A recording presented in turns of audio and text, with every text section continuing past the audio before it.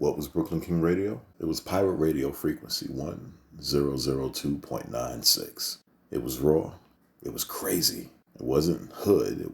It was neighborhood. See, if it was going down in New York City or any of the 5 boroughs, we were on it. Before there were podcasts, there was Shoutcast Radio. Before there was iTunes, there was Winamp and LimeWire. And before there was anything called the Breakfast Club, there was already a show in New York with 2 crazy guys and 1 woman keeping it all together. These are the archives of Brooklyn King Radio, the wildest show that you never heard of.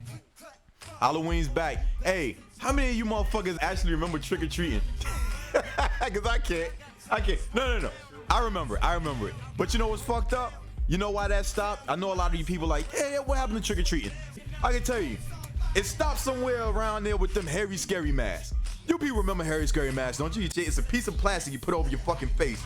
And basically it's some hair that they got from somebody and shit and just stuck it onto the plastic. So if you want to be like one of the dudes from, I don't know, Scooby-Doo, if you want to be Shaggy, what you're going to do is you put a plastic mask on your head and it's going to have Shaggy's hair on top of the mask. And then as far as the whole costume, the costume was actually a fucking smock that you fucking get into and shit and tie the back up. That's all it was, a smock.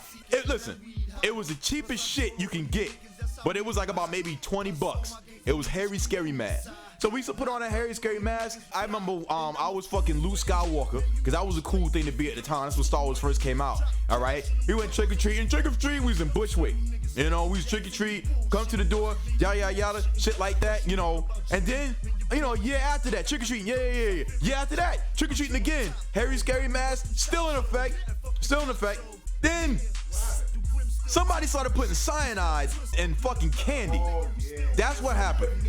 Yeah, they putting needles in it. Somebody was sitting up there like, I'll get these kids. You asshole. You fucked it up for everybody.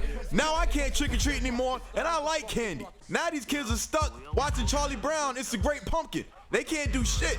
I won't even let my kid go out trick-or-treating because of these fucking weirdos out here in mess, man. But trick-or-treating, it's over. Halloween, it's a fucking wrap. Now, yeah, if you go to certain spots, like if you go to last place I saw it was what's that, Brooklyn Heights. They do it out there because that's mostly white people and shit like that, and there's no niggers out there. But let me tell you motherfuckers something. You watch out for them motherfuckers, I can guarantee you.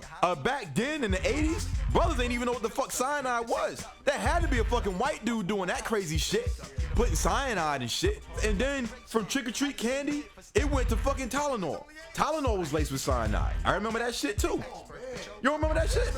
Yep, they laced that shit with cyanide. So you get up there, exactly. Somebody was a disgruntled employee. So you pop a Tylenol, it's like, the headache's gone.